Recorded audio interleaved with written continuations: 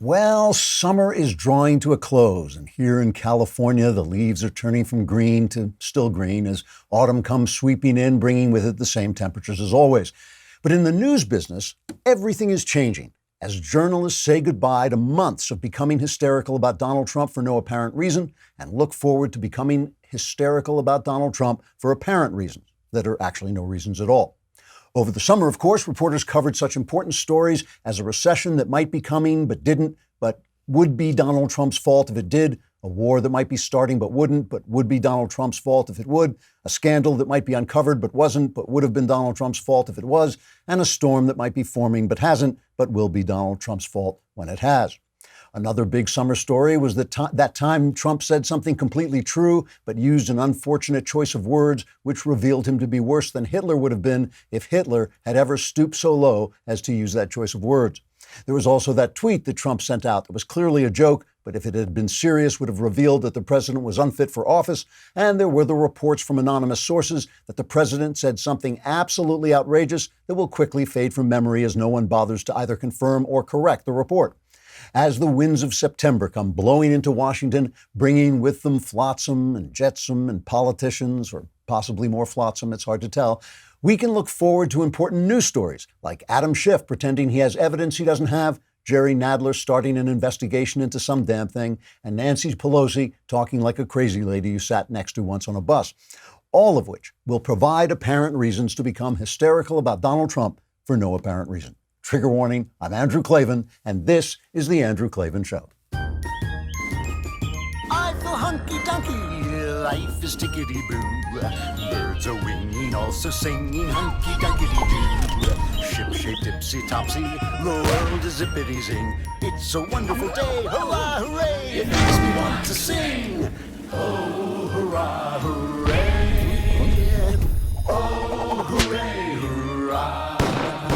You know, when I was briefly a newspaperman way back oh my God, it's the end of like the 1970s, Watergate had only recently happened. It was only about 6 years since Watergate had happened. And newspaper people were just absolutely full of themselves. We thought we were the best of the best. We were the guardians of liberty. We were the unmaskers of lies, exposers of corruption.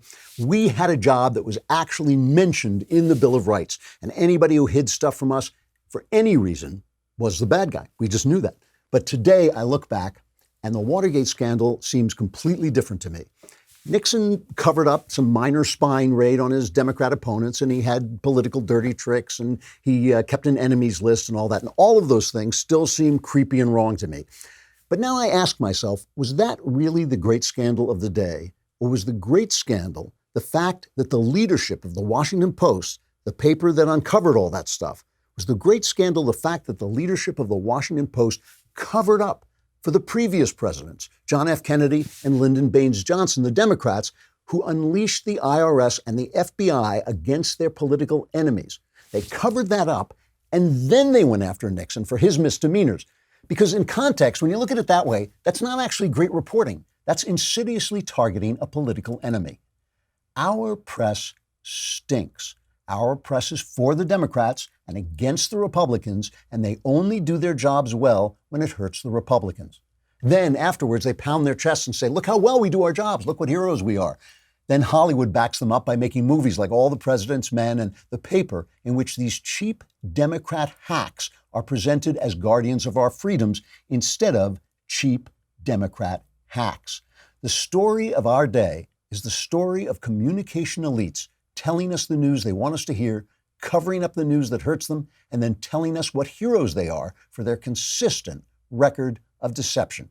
You can like Donald Trump or hate him, but the real problem we have is that half the country is othered and unheard, not because of the color of their skin, but because of the content of their politics. That is the real scandal. All right, we got the Klavanless weekend coming up, so stick with us here. Suck out all the Klavanly goodness you can get so that it will keep you like a camel moving. We've got tomorrow, what's tomorrow? Friday, Saturday, Sunday. After that, there's nothing. You won't make it that long, so don't worry about anything that comes after that. All right, we got some breaking news. The Justice Department's Inspector General found that former Federal Bureau of Investigation Director James Comey violated the agency's policies when he shared memos about his interactions with President Trump with others, according to the report that was released today. So you remember this, right? This is James Comey, Mr. Higher Loyalty, Mr. I'm better than everybody else, this sanctimonious. This is the guy who said to I guess it was the House Judiciary Committee, he said, just remember, we're not weasels. This weasel got fired by Donald Trump. Donald Trump has the power to fire the FBI director, right? This is an executive branch decision. He can do it. If he doesn't like James Comey's tie, he can fire him. That's a zero scandal. Ain't obstruction of justice. It's just, I don't like your tie. Get out, pal. That's what he did. He fired him in a very embarrassing way. You know, Donald Trump, he's not Mr. Tact. He's not Mr. Tact. I can't remember what it was. It was like Comey was actually in public somewhere when the news came out that he had been fired without anybody telling him. Comey was ticked off and he wanted to start he wanted a special counsel appointed to investigate Donald Trump. That was his vengeance. And so he took these memos that he had kept of conversations with Donald Trump that he thought showed Trump trying to obstruct justice by getting in the way of the investigation, by saying things like, could you leave Michael Flynn alone? He's a good guy. Stuff that, Trump, who had just come into office at that point, probably didn't even realize might be seen as obstruction of justice. Obviously, Trump has got a big mouth. He says all this stuff. So Comey's taking notes, didn't do this with Obama, but he was taking notes with Donald Trump, then called his pal. What was his name? This is a guy, I guess, who was later said he was his lawyer. And released this and told him to release these memos to the press in the hopes of getting a special counsel appointed, which he did. That was the Mueller report. That was how the Mueller report got started.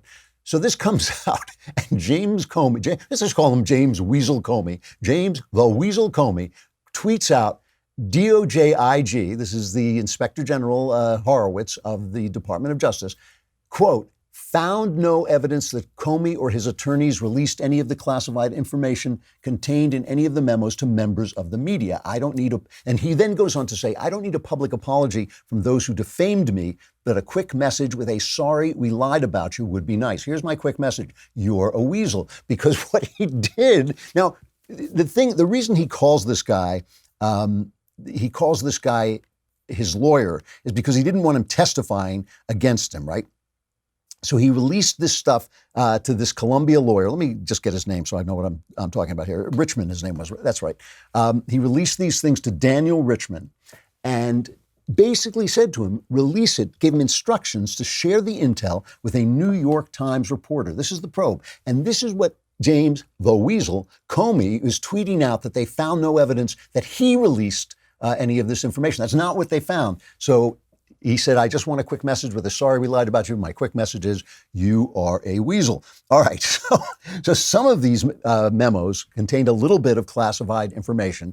And when he sent them, he scanned them with a personal scanner, mailed them with his personal emails, violating the exact same statute that Hillary Clinton was accused of violating when she sent out all that stuff that was going back and forth between her and her pal, right? So basically, this is the same thing that he got off. Now, the DOJ has already said that they are not going to prosecute him for this. And a lot of people on the right are really upset about this. I actually am in favor of this. This doesn't sound like it reaches the level of criminality. Maybe it's true that if you did it, you'd be arrested. And certainly it's true if you did it and Obama was in office and he didn't like you, you would be arrested. We know that from Dinesh D'Souza, who violated some tiny, campaign contribution law, and they threatened him with 15 years in prison. So we know under Obama, you'd be prosecuted for this. But, if we respond in kind, and that's what the government becomes, and we're living in a banana republic. Obama, devolved us toward banana republicanism by using the IRS on his political enemies and by prosecuting guys like D'Souza for nothing. But we don't want to do that. I do not want to actually see James Comey sent to jail for sending out a letter. It just shows what a small, wormy little guy he is. A little bit more. I'm going to read this off. I only got a chance to quickly go through the report because it was breaking as I was coming in. But I'm going to go to Molly Hemingway, who has been doing great work covering this. The memos sending out these memos violated department and FBI policies. And this is extremely important, right? Because the FBI policies are there to keep the FBI in line from breaking the law. They've got incredible power. They can investigate you. If you lie to them, that's a crime, right? If you lie to me, that's not a crime. The FBI has tremendous power, and so they have to behave in certain ways that keep them within the law. The IG said that when Comey labeled these documents personal or private, that didn't alter the fact that they were official documents, that they were used in transaction of public business, and so they were covered by this policy. He violated FBI policies and the requirements of his FBI employment agreement when he sent the copy of Memo 4 to Richmond with instructions to provide the contents to a reporter.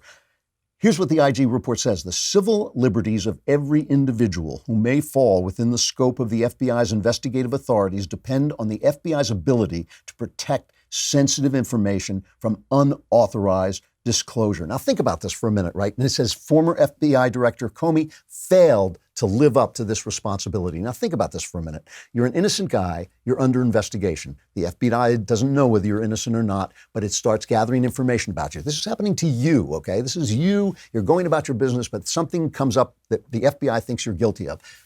So they start finding information. Oh, maybe they find out you're cheating on your wife. Maybe they find out you're doing something else, but you're innocent of the crime they're investigating. If they want to get you and start releasing this information to the press, right, they have become a lawless operation.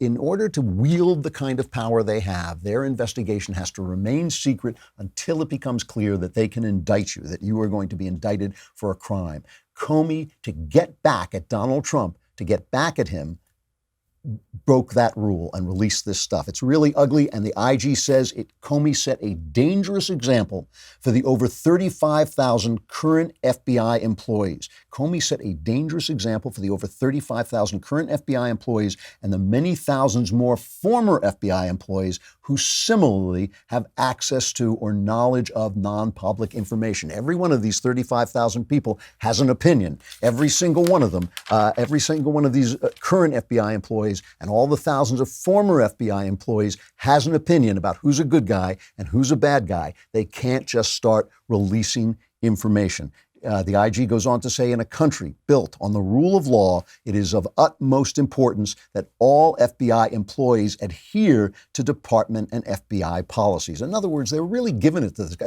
This is a beatdown, okay? This is slapping this guy around. I noticed the Wall Street Journal is kind of playing this down in their release. This is a beatdown. This is taking this guy out to the woodshed and smacking him around. Comey's own staff, when they were interviewed by the IG, they used words like surprised, stunned, shocked, and disappointment to describe their reactions to learning what James Comey, Barack Obama's FBI director, had done. So this is a genuine beatdown of this guy. And what it shows you is that he confused his own feelings with the good of the country, okay? He confused his own worldview with the world. He confused the fact that he thought Donald Trump was not somebody who should be in office with how he should behave as a former FBI director with all this power. That was his confusion, okay? This is what the press does every day. This is what our news media does every day. They have confused their worldview with the world. Now, it's a left-wing idea. It's a left-wing theory that there's no way you cannot do this. And this is the difference between the left and the right, okay? This is very important. It is their theory that there is no such thing as objectivity. There's no way to approach the world objectively because wherever you are a product of your society, and since they believe the society is a racist, sexist, evil society, as opposed to what, I don't know, someplace they've never been, Norway. Yeah, Norway. I've never been there, but that's a perfect society. That's the way they think.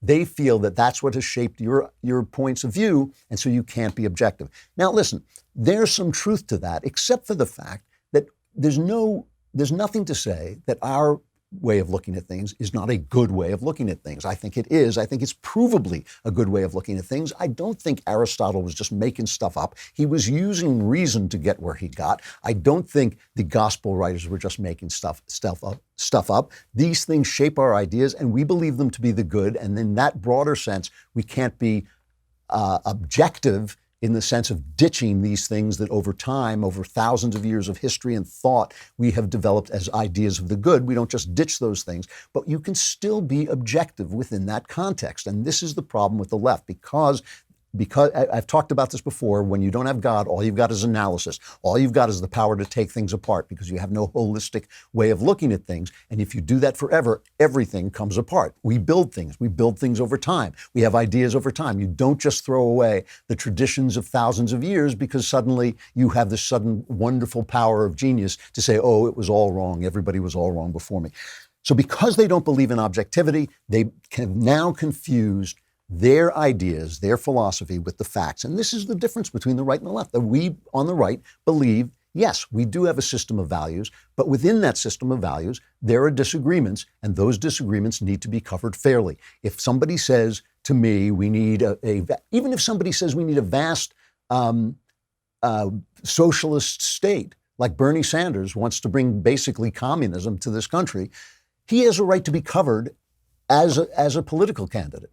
I don't cover him that way because I'm a commentator, but if you're a newsman, you don't have to say, Bernie Sanders, that idiot, that commie idiot, came out and said this. You say what he had to say, you report on what they have to say against him. That's how it's done. The left has lost this train of thought. They have lost this train of thought. They're out to get Donald Trump, and that is why they have become so corrupt and so dishonest and weaselly, like James the Weasel Comey. There's these two montages I always like to play, and I've played them again and again, but I want to play them together. I think it's worth playing them together so you can see what I'm talking about. Here is a montage of how the press has covered Donald Trump. Donald Trump's done. He's done. There's no question about that.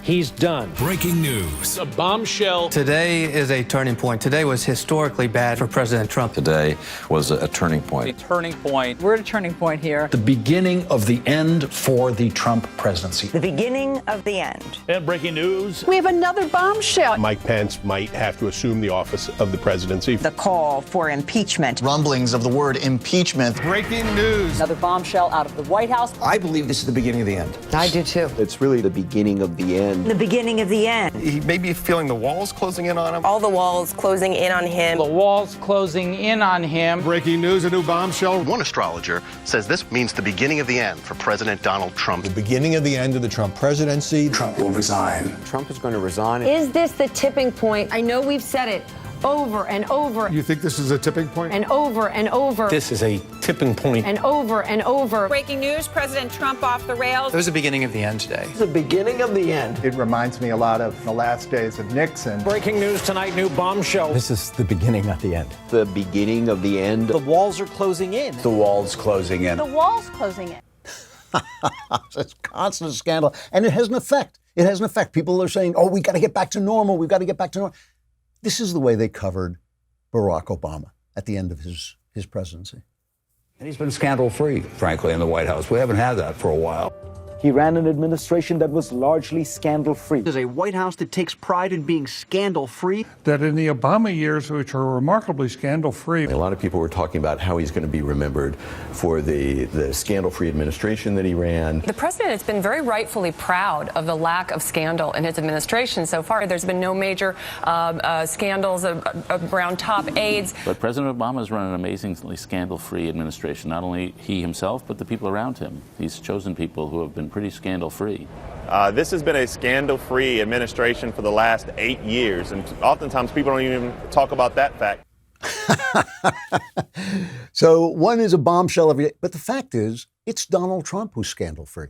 I can't think of a single scandal that has landed, a single punch that has landed on him, unless you count personal scandals that took place before he got to the White House, like Stormy Daniels. It's a legit scandal that you sleep around on your wife with a stripper. Let's call her that, with a stripper. I guess that's a personal scandal. That's the kind of thing that gets you a little bit sweat stain when that comes out there. But in terms of his handling of the presidency, Donald Trump is scandal-free. The Russian thing, nothing. Every other thing, the emoluments thing, they've got nothing. They're looking and looking. All these investigations, they keep saying, oh, we're going to impeach, we're going to enforce. Now it's a formal impeachment. They keep bringing it. They got nothing. They have not laid a hand on him. When Trump was running in the primaries, and I just hated him. I just thought he was terrible, and I was worried about him. I used to say, he sounds like a tough guy. He makes this noise like a tough guy, but the way someone sounds and the way he is isn't necessarily the same thing, which is true. I mean, it's not necessarily the same thing. There are a lot of things about Trump that I think are not so tough, but never mind. That was what I was saying about him then. But in fact, also, he has the sound of this belligerent, authoritarian guy who panics people, but he's not. He just hasn't violated any of the rules of American governance in the way that Barack Obama did. I mean, Barack Obama's administration reeked of scandal. The abuse of the IRS, Benghazi, the lying and then lying about Benghazi and how that happened, Fast and Furious scandal, the stonewalling that the Attorney General did over Fast and Furious, the Iran deal where Obama shut down a major investigation into drug dealing because it was traceable back to Iran, and he didn't want to embarrass them while he was arranging that incredibly stupid deal. And now maybe the worst scandal of all, which is Spygate. It's really interesting. I have a guest I want to bring on and talk about some other things, but I'll come back to this at the end, that Spygate is a genuine possible scandal, which isn't being covered at all, not only not being covered, but is also being covered up. It is being covered up. People are basically saying, oh, this is a conspiracy theory, when in fact, it's really not. I want to bring on and talk to Brigadier General Robert S. Spalding, the third. He has served in the military for over 15 years. He's currently the Special Assistant to the U.S. Air Force Vice Chief of Staff. His new book is called Stealth War: How China Took Over While America's Elite Slept. It's not out till October, but I wanted to talk to him while China is still in the news, although I'm sure it will continue to be on the news. General, are you on the line? I'm here. General, thanks so much for coming on. I appreciate it. Glad to be here. So you talk about China waging a Trump war. All we've heard about for two and a half years now is Russia. Is China the real thing we have to fear? Yes, and that's what we talked about in the national security strategy. Everybody's focused on the military threat, tanks, ships, planes, but in reality, our society is being undermined every single day through finance, economics, trade, information, media, politics. It's all blended together in this blend of, where our technological innovation's gone, but also the business models are right on top of that. All of globalization and the internet essentially has been used to hack the West and slowly change us from a democratic society to more of a totalitarian one. Well, okay. Could you unpack this a little bit? How has that been used? So we're all on the internet. We do have a global society, whether it's run globally or not. We're still a global society. How is that being hacked into exactly? What exactly does that mean? Yeah, so it's very simple. It's about financial and economic relationships actually influencing corporate and individual behavior. So the one example I always give is the man in Omaha, Nebraska, that essentially was fired from his job at Marriott Corporation for liking a tweet because the Chinese called up Marriott and said, this guy liked a tweet about Tibet, and essentially the Chinese called up Marriott Corporation and said, not only do you need to fire him, you need to apologize, and they did. I think the latest example of that is Cathay. So, the story of Roy Jones in Omaha is being played out not just in the United States, it's all over the world. Is really about using financial and economic relationships and the internet to really influence populations and individuals and corporations and politicians everywhere to do things that the Chinese Communist Party wants. Wow. Well, I know this is happening in Hollywood. I mean, I know in Hollywood you don't offend the Chinese because you want their audience and you want their money. What is the Confucius Institute? Well, so there's three issues with the Confucius Institute. One is used just in the same way to suppress speech. So if you say something as a student or as a teacher and the Chinese students hear you, then they go and complain to the administration. All of this is controlled through the Confucius Institute, where the consulates and the embassies are very closely linked to them. So they want to not only suppress speech that they find unfavorable, they also want to monitor and control the students so they don't become too Americanized. And so they're constantly told, hey, make sure that you don't become too Americanized because you won't get a job when you come back to China. And if there is an issue, they'll go to their parents' house and they'll have their parents call them, as happened to the student in Maryland who gave the commencement speech talking about how great it was to live in a free country while she's been a student there in Maryland. So suppression of speech, control of the students, but also because there's so many of them, there's almost 500,000 in our university system, and they pay full tuition. If there's a problem with the university, the consulate or the embassy can call the university president and say, if you don't stop what you're doing, we're going to pull all our students out, and immediately the university goes in the red. This is happening all over the country. So, you know, when Mueller was investigating Russian collusion, he indicted kind of this meaningless indictment of Russians for taking out a couple of Facebook ads that were sort of meant to set Americans against each other.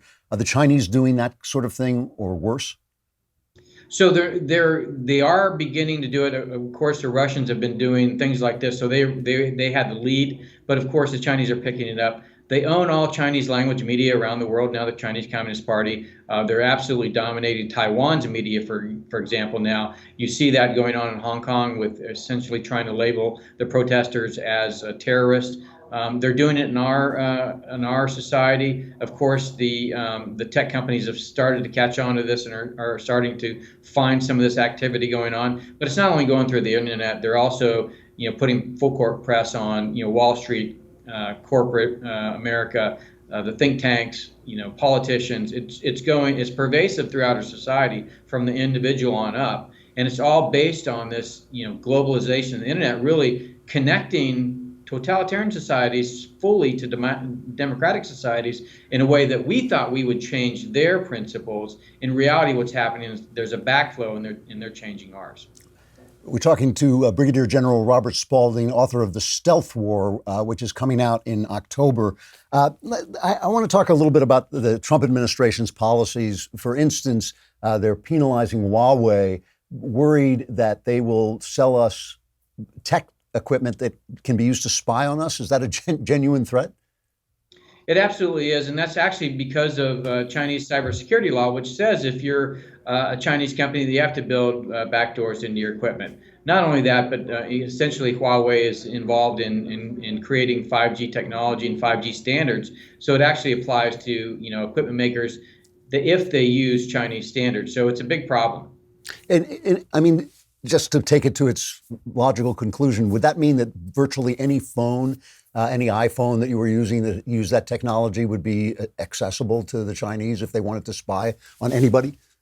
So it's funny because when you say that, that context is the 4G world. That is not the 5G world. The 5G world really builds that kind of technology, all the sensors and things that are in your phone into the world around you. So think about the 4G world. The platform for that is the smartphone.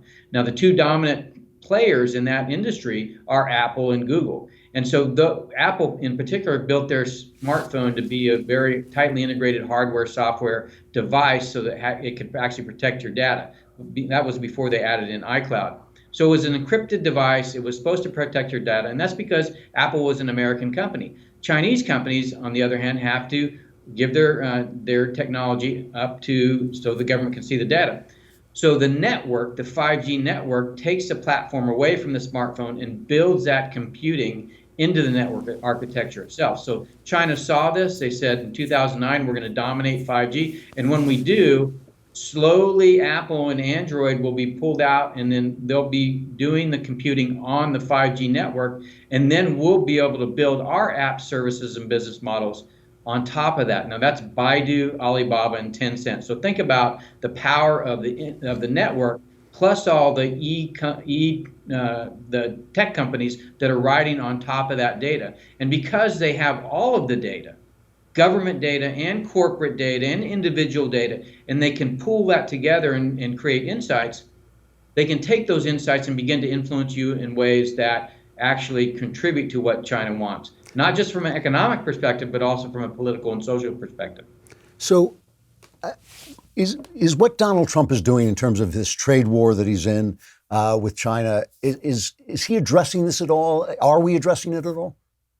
I think we're slowly addressing it. So it's fully addressed in the national security strategy. The problem with democracies today is they're conflicted. You have the business side that is really very much wants to ally itself with China because of their large market, because of the large financial incentives they can earn, and the governments are trying to secure themselves. What they're finding is, because we've allowed technology to kind of seep into our lives in a way where the government wasn't involved, they're having a very difficult time to actually control that. And the reason is because if you don't design it initially into the technology, the fact that you come later and add a paper law on top of that is not actually useful. GDPR, the General Data Protection Regulation in Europe, actually is unenforceable because if you fine a company a certain amount of money, but the company's making twice that amount, they're just going to keep doing that activity.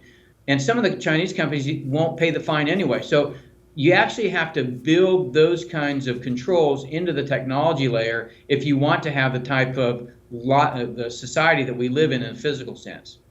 Okay. And in terms of this this trade war, do you have an opinion on it? Do you think that the administration is doing the right thing or not? So tariffs are absolutely a part of this effort because China essentially creates a market disturbance because they have non-market based economic goals for their companies. And so the tariffs, you actually need to make them permanent though. If you go back to pre-WTO, China and the WTO, no major corporation would invest money or build anything over in China because each year they had to go through the Most Favored Nation Act, and Congress would have to approve them having a lowering of tariffs for that year.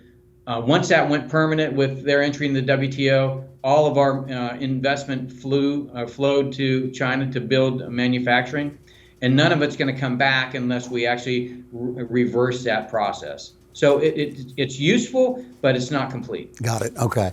Brigadier General Robert Spalding, author of The Stealth War, How China Took Over While America's Elite Slept. Thanks very much for coming on. Good luck with the book. Thank you. Thanks a lot. I want to return. I mean, that's very scary stuff. And it points to, it goes, again, it points to the way no matter what Trump does, he is in the wrong. And the way the press covers it, the left can do exactly the same thing, and it goes unseen. Just like when I was talking about Watergate, just like when I was talking about all these scandals that really don't exist in the Trump administration, all these scandals that do exist in the Obama administration. There was a story that caught my eye yesterday in the Wall Street Journal, Stephen Gregory of the Epoch Times. Now, the Epoch Times is a newspaper that gets run down a lot because it's very conservative and because the people who run it, the people who own it, are part of that religious group in China, the Falun Gong or whatever it's called. I can never remember exactly what the name of it is. But anyway, there's no reason there's nothing about that that religious group that should take away from the credibility of the Epoch Times. But anyway, the guy who was writing for the Stephen Gregory of the Epoch Times was complaining about the fact that MSNBC and NBC News and its sister network had launched a series of attacks on them, trying to basically take them out as a competitor. Some of this had real repercussions. They were having a hard time advertising on Facebook, and they accused them of being conspiracy theorists. And their conspiracy theory was Spygate, was the idea that the Obama administration was spying on Donald Trump to keep him out of office. And again, remember, the left feels that it is allowed to take its political opinions and just assume that they are opinions. That's not a conspiracy theory. That's not a conspiracy theory. They did it. It's suspicious because there was no criminal predicate when they started their investigation. Andy McCarthy was on talking about that, and his new book talks about that. And Obama must have known about it for that kind of investigation to take place. It's not a conspiracy theory. And then when they want to report, so that is going to be covered up. They're trying to cover that up. Well, meanwhile, anything they get a hold of on Donald Trump, whether it's, oh, look, somebody's standing in front of the Martin Luther King bust in the Oval Office. He must have sold it outside in a flea market or whatever they say. Lawrence O'Donnell did this yesterday on MSNBC. Lawrence O'Donnell had a story that President Trump's financial records show that some of his loans have Russian co-signers. Okay. And the White House called him up and said, take it back. It ain't true. He was forced to do it. Listen to this apology, and you tell me if it's an apology. Last night on this show, I discussed information that wasn't ready for reporting. I repeated statements a single source told me about the president's finances and loan documents with Deutsche Bank, saying, if true, as I discussed the information, was simply not good enough. I did not go through the rigorous verification and standards process here at MSNBC before repeating what I heard from my source. Had it gone through that process, I would not have been permitted to report it. I should not have said it on air or posted it on Twitter. I was wrong to do so. This afternoon, attorneys for the president sent us a letter asserting the story is false. They also demanded a retraction. Tonight, we are retracting the story. We don't know whether the information is inaccurate, but the fact is we do know it wasn't ready for broadcast, and for that, I apologize. Stop the hammering! Stop the hammering! Stop the hammering! Stop the hammering. You know, we don't know that it was untrue. We don't. I mean, you can say that about anybody. I'm tempted to come out with some atrocity that Lawrence O'Donnell committed and say, well, we don't know. It's untrue. I'm sorry we didn't vet it through our incredible Daily Wire vetting procedure, which I'll bet is 10 times better than MSNBC's, and that I actually check to make sure what I say is true before I say it. So that already makes it better than MSNBC's. But to say that something we don't know, something is untrue, which was Dan Rather's defense when he tried to go after George W. Bush, this is our press. This is our press. These are our heroes of the press. This is all the president's men. Robert Redford. You don't get any better looking than Robert Redford, any more appealing than Dustin Hoffman. Pardon me. This is who we've been told are these heroes. And really the entire history of my time has to be rewritten to tell the story of what wasn't covered, when they actually went out and did cover things. I just want to end, before I get to my final reflection, I just got to play this one thing from AOC. Did I remember this? Yeah, AOC put out another.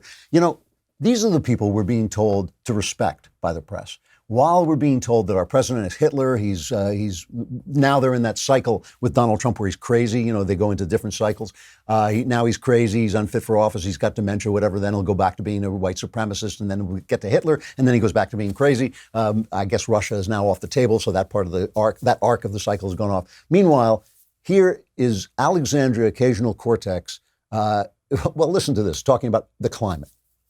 There are a lot of diseases that are frozen in some of these glaciers that scientists fear that there's a potential that a lot of diseases could escape these melted glaciers, things that were frozen for thousands of years, and that they're going to get into our water and that humans could contract them, and they are going to be diseases that are thousands of years old that have vectors that we are not prepared for, that we have never seen. And so, you know, that's a concern. Even if there are no diseases frozen at all in these glaciers, you have diseases that are spread by mosquitoes, and now mosquitoes are starting to fly further north that carry diseases like malaria and a whole slew of other things. And there are, you know, parts of the United States and things that are moving much further north that we're going to have to contend with diseases that we haven't had to contend with in parts of the world before. It's like It's like Gidget goes to Congress. It really is. What a dope. I mean, remember I said earlier this week, I said young women should have babies. This is why God made young women foolish, so they would sleep with men and have babies. He made young men foolish so they'd like sit on rockets to Mars. Oh, this is a good idea. I mean, this is why young people should not be running things. All right, I just had to play that because it made me laugh. All right, final reflection before we go in to the Klavanless weekend. Yesterday in the mailbag, I made a point about Christian faith. Somebody wrote in about the fact that he had experienced a lot of tragedy and he had lost his feeling that God was there. And I was talking about the Christian belief that we live in a system that's broken, which is the fallen world, we call it, but that system is contained in a greater system, God's system, that works. And we know, St. Paul said, we know that all things work together for good to them that love God, to them who are called according to his purpose. So we know all things, not things in your life necessarily, but all things together are working for good. And Jesus basically was calling us to live in that greater system. When he would heal people, when he would raise people even from the dead, what he was saying is these things that look to you like incredible tragedies, incredible problems, from my point of view, from God's point of view, it's all fine. It's all going to be fine, so easy that I can make it go away just like that. I can make it go away. And that's why he's constantly saying to people, don't worry about the future. Don't worry about where money's coming from. Look at the lilies of the field. It all works out. It all works out. And this is tremendously good advice. If you can do it, it's very hard to do it. How do you follow that advice? How do you live in that world so that you're not consumed with anger, so that you're not consumed with envy, so that you're not consumed with worry, more than anything, with anxiety and worry? How do you live in that world? Oddly enough, the Bible tells you that too. The answer is love. You love God and you love your neighbor, and you will experience joy. Love is like a keyhole through which you can see that greater world, that world that works, while our world is broken. And if you ever pay attention to this, all your joy comes from love. The big things that you love, like God and your children and your spouse, that gives you big joy. And the other things that you love, like sports or music or gardening, those things give you the little joys that make worthwhile. But even little joy is not little. Even small joy is a big thing, because all joy leads you into, it shows you that world, that greater world that works, even as our world is tragic and broken. And I point this out because you're about to enter the long Klavanless weekend, from which, let's face it, you're probably not going to come back alive. So as you enter that chaos and darkness, and the darkness closes in around you, remember to love what you love with all your heart, all your soul, and all your mind, because this is it. You're done. But the rest, everything else but love, is just noise. Survivors, gather here on Monday. I'm Andrew Klavan. This is The Andrew Klavan Show. Have a wonderful weekend. Have a wonderful Labor Day. And I'll see you on Monday if you make it.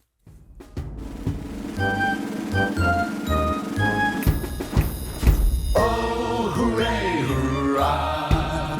The Andrew Klavan Show is produced by Austin Stevens and directed by Mike Joyner. Executive producer, Jeremy Boring. Senior producer, Jonathan Hay. And our supervising producers are Mathis Glover and Robert Sterling.